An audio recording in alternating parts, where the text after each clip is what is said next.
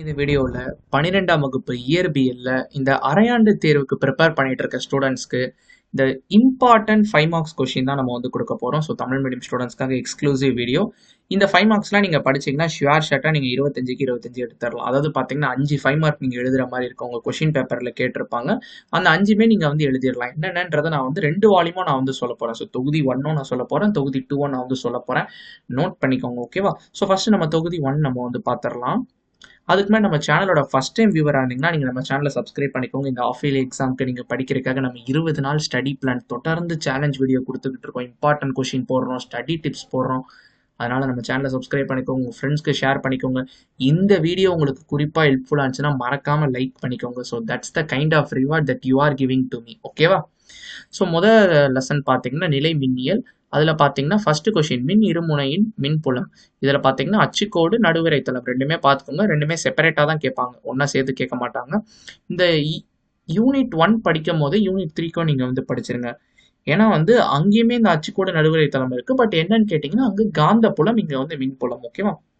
இரண்டாவது கேள்வி, மின் இருமுனையால் ஒரு புள்ளியில் ஏற்படும் நிலை மின்னழுத்தம். இந்த கேள்விக்கு பார்த்தீங்கன்னா எல்லாம் பண்ணிடுறீங்க, படம் போட்டுறீங்க, டிரைவ் பண்ணிடுறீங்க. ஆனால் இந்த சிறப்பு நேர்வுகளை விட்டுறீங்க. சிறப்பு நேர்வுகளுக்கு மதிப்பெண் இருக்கு, அதனால பார்த்தீங்கன்னா அதுவுமே தெளிவாக எழுதிக்கோங்க. மூணாவது பார்த்தீங்கன்னா காஸ் விதியின் பயன்பாடுகள். ஸோ காஸ் விதியில் பார்த்தீங்கன்னா நிறைய 4 அப்ளிகேஷன் இருக்குன்னு நினைக்கிறேன். 4 பயன்பாடுகள், 4மே படிச்சுக்கோங்க, வேற வழி இல்லை. ஏன்னா சில டைம் பார்த்தீங்கன்னா 1 கேட்குறான், சில டைம் 3 கேட்குறான், சில டைம் பார்த்தீங்கன்னா 4 கேட்குறான், சில டைம் செகண்ட் கேட்குறான். ஸோ எல்லாமே கேட்குறாங்க, ஓகேவா? ஸோ 1 and 4 கொஞ்சம் நல்லா பார்த்துக்கோங்க. 2 ஆல்சோ.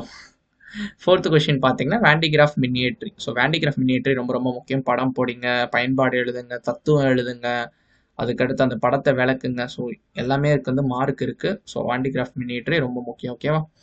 ஸோ இது போக பார்த்தீங்கன்னா நான் பாருங்க 4 5 மார்க்ஸ் தான் நான் இந்த லெசனில் சொல்லியிருக்கேன். இந்த 4 படித்தா போதும். இது போக அடிஷ்னலாக நான் சில 3 மார்க்கும் நான் வந்து சொல்லுவேன், 3 மதிப்பெண். அதுவும் உங்களுக்கு வந்து பயன்படும், ஓகேவா? இணைத்தட்டு மின்தேக்கியின் மின்தேக்கு திறன், ஓகேவா? அது ஒன் ஆஃப் த 3 மார்க். அதுக்கடுத்து பார்த்தீங்கன்னா மின்தேக்கியில் சேமிக்கப்படும் ஆற்றல். இந்த 2 3 மார்க் பார்த்துக்கோங்க. பட் 5 மார்க்ஸ்ன்ற பட்சத்தில் இந்த 4 தான்.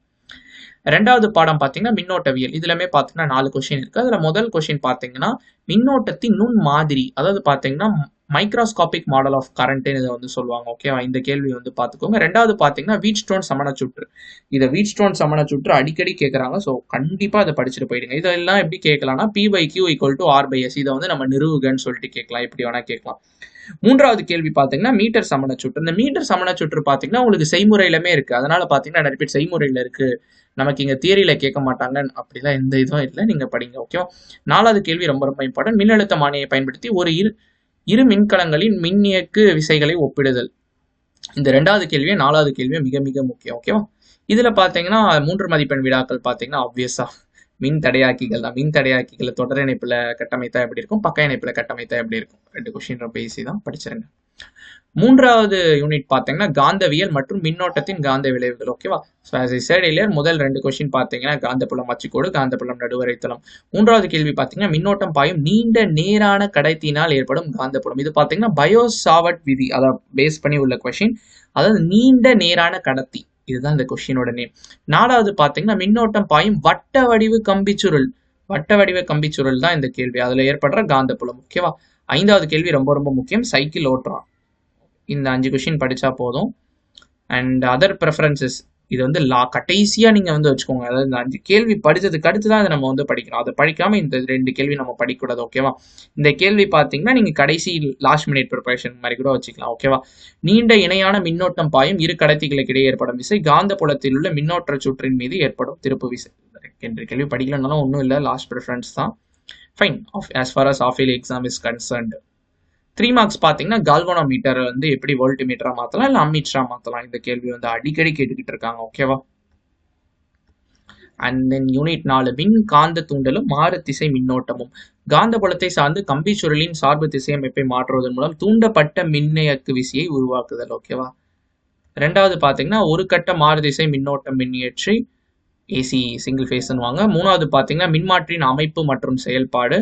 நாலாவது பார்த்தீங்கன்னா மின்மாற்றியில் ஏற்படும் ஆற்றல் இழப்புகள். இந்த ஆற்றல் இழப்புகள் பார்த்தீங்கன்னா நமக்கு அவ்வப்போது 3 மதிப்பெண்கள்ல தான் வந்துகிட்டு இருக்குது, 5 மதிப்பெண்ல வருவது அரிதா இருக்குது. பட் இருந்தாலும் நம்ம மின்மாற்றியோட அமைப்பு மற்றும் செயல்பாடு படிச்சுட்டு இழப்புகள் படிக்காம இருந்தா என்ன, ஒரே கொஸ்டினா நம்ம அப்படியே படிச்சிடலான்றக்காக நான் உங்களுக்கு இதை 5 மார்க்லயே நான் வந்து கொடுத்துருக்கேன், ஓகேவா? Actually it's not a 5 mark. 5வது கேள்வி வெரி வெரி இம்பார்ட்டன்ட், தொடர் ஆர்எல்சி சுற்று. இந்த லெசன்ல இருந்து ஒரே ஒரு கொஸ்டின் சொல்லுங்கன்னா I will tell that RLC question. 6th பாத்தீங்கன்னா உங்களுக்கு அப்படியே அந்த ஆர்எல்சியில ஒவ்வொன்று இருக்குல்ல, எல்ல தனியா எப்படி மின்தேக்கியில மட்டும் உள்ள ஏசி சுற்று, அடுத்து மின் தூண்டி அதாவது இண்டக்டன்ஸ் கெப்பாசிட்டர்னு உங்களுக்கு சொல்லுவாங்க. கெப்பாசிட்டர் வந்து மின் தேக்கின்வாங்க, இண்டக்டன்ஸை வந்து மின் தூக்கின்வாங்க, அந்த எல்சி அது. ஓகேவா? அதுக்கடுத்து இரு நீண்ட பொது அச்சு கொண்ட வரி சுருள்களுக்கு இடையே பரிமாற்ற மின் தூண்டல் எண், இது பார்த்துக்கோங்க. ஓகேவா? 3 மதிப்பெண்கள் பார்த்தீங்கன்னா ஒரு மின் தூண்டியில் சேமிக்கப்பட்ட ஆற்றல், அதுக்கடுத்து எல்சி அலைவுகளில் ஆற்றல் மாறா நிலை. ஓகேவா? அண்ட் தென் 5 மதிப்பெண்கள் 5ஆம் யூனிட் பார்த்தீங்கன்னா மின்காந்த அலைகள், ரொம்ப ரொம்ப ஈஸியான ஒரு லெசன்னு சொல்லலாம். ஃபர்ஸ்ட் கேள்வி பார்த்தீங்கன்னா ஆம்பியரின் சுற்று விதியில் மேக்ஸ்வெல் மேற்கொண்ட திருத்தம். 2வது பார்த்தீங்கன்னா மேக்ஸ்வெல் சமன்பாடுகளின் தொகை நுண்கணித வடிவம். ஸோ 4 ஈக்குவேஷன்ஸ் இருக்கும், அந்த 4 ஈக்குவேஷன் ரொம்ப ரொம்ப முக்கியம். அதுக்கடுத்து மின்காந்த அலைகளின் பண்புகள். இந்த மின்காந்த அலையின் பண்புகள் பார்த்தீங்கன்னா ரொம்ப ரொம்ப முக்கியம். சில டைம்ஸ் நமக்கு 3 மார்க்லையுமே கேட்டுறாங்க, பட் மெனி டைம்ஸ் நமக்கு இது 5 மார்க்ல தான் வருது. அதுக்கடுத்து நிறமாலையோட வகைகள். நமக்கு பார்த்தீங்கன்னா 2 டைப் ஆஃப் மாலை இருக்குது. ஒன்று பார்த்தீங்கன்னா வெளியீடு நிறமாலை, இன்னொன்று பார்த்தீங்கன்னா உட்கவர் நிறமாலை. இந்த ரெண்டுமே சேர்த்து கேட்க மாட்டாங்க, ஐதர் வெளியீடு கேட்கலாம் இல்லை உட்கவர் கேட்கலாம். ஓகேவா? ஃபைன். இதான் பார்த்தீங்கன்னா உங்களுடைய வால்யூம் 1. நெக்ஸ்ட் நம்ம வால்யூம் 2க்கு நம்ம வந்து போகலாம். Okay fine. நீங்கள் நோட் எடுத்துக்கிட்டு இருக்கீங்கன்னு நினைக்கிறேன். அட் த சேம் டைம் இந்த வீடியோக்கு ஒரு லைக் கொடுத்துருப்பீங்கன்னு நினைக்கிறேன்.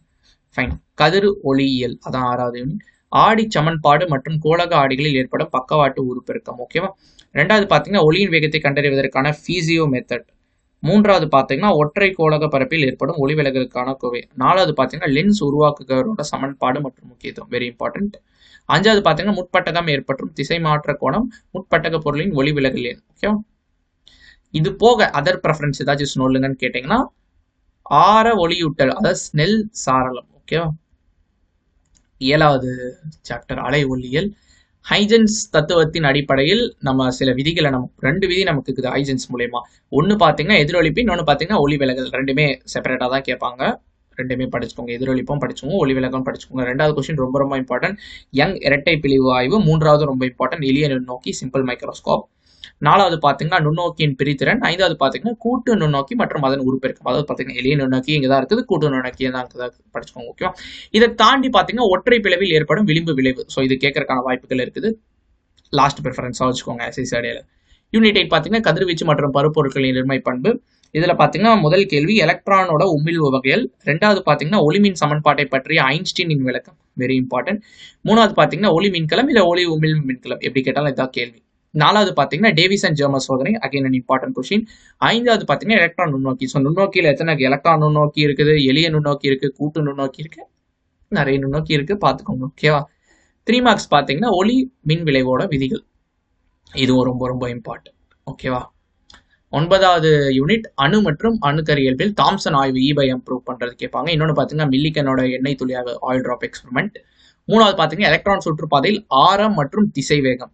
ஓகேவா? 4வது பார்த்தீங்கன்னா எண்ணாவது வட்டப்பாதையில் எலக்ட்ரானின் ஆற்றல். 5வது பார்த்தீங்கன்னா அணுக்கருவுலை. ஓகே, 3 மார்க்ஸை பொறுத்த மட்டும் கதிரியக்க சிதைவு விதி, அரை ஆயுட்காலம், நிறமாலை தொடர்கள், நிறைய தொடர்கள் இருக்கும், Lyman series, Balmer series, so இந்த மாதிரி சீரியஸ்லாம் இருக்கும், அது அப்படியே ஆர்டராக எழுதிருங்க. ஓகேவா? ஃபைன். 10வது யூனிட் எலக்ட்ரானியல் மற்றும் தகவல் தொடர்பு அமைகள். இதில் பார்த்தீங்கன்னா ஃபர்ஸ்ட் அண்ட் செகண்ட் கொஸ்டின் அடிக்கடி கேட்குறாங்க. அரை அலை திருத்தி, முழு அலை திருத்தி, அதாவது half wave rectifier, full wave rectifier.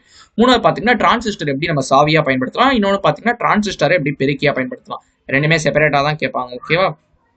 4வது பார்த்தீங்கன்னா கொஞ்சம் கஷ்டமான கொஸ்டின், அதாவது ஒரு மாதிரி கொடுத்துருப்பாங்க, but again it's important question. CE configuration சொல்லுவாங்க, பொது உமிழ்ப்பான் டிரான்சிஸ்டரின் நிலை சிறப்பியல்கள். ஓகேவா?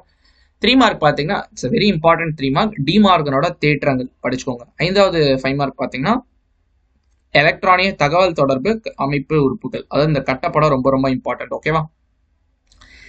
இதுதான் பார்த்தீங்கன்னா நம்ம 2 யூனிட்க்குமே நான் உங்களுக்கு வந்து சொல்லிட்டேன், அதாவது வால்யூம் 1க்கும் சொல்லிட்டேன், வால்யூம் 2க்கும் நான் வந்து சொல்லிட்டேன். ஹெல்ப்ஃபுல்லாக இருந்திருக்கும்னு நினைக்கிறேன். ஸோ இதெல்லாம் நோட்ஸ் எடுத்துக்கோங்க, இந்த கொஸ்டின்ஸ்லாம் படிங்க. இப்போலேருந்தே நம்ம இதை ஆஃப் இயர்லிக்குன்னு இல்லாமல் நம்ம பப்ளிக்குன்னு எடுத்து ஒவ்வொரு கேள்வியும், அந்த 2 பிடிஎஃப்ல கொடுத்த ஒவ்வொரு கேள்வியும் நீங்கள் மறக்காமல் நீங்கள் வந்து படிச்சுட்டு போயிடுங்க உங்கள் எக்ஸாமுக்கு. All the best. மேலும் உங்களுக்கு அறிவியல் தொடர்பாகவோ, இயற்பியல், வேதியியல், கணிதம், தமிழ், இங்கிலீஷ், இதை பற்றி எந்த டவுட் இருந்தாலும் தயங்காமல் கமெண்ட் செக்ஷனில் வந்து கமெண்ட் போடுங்க.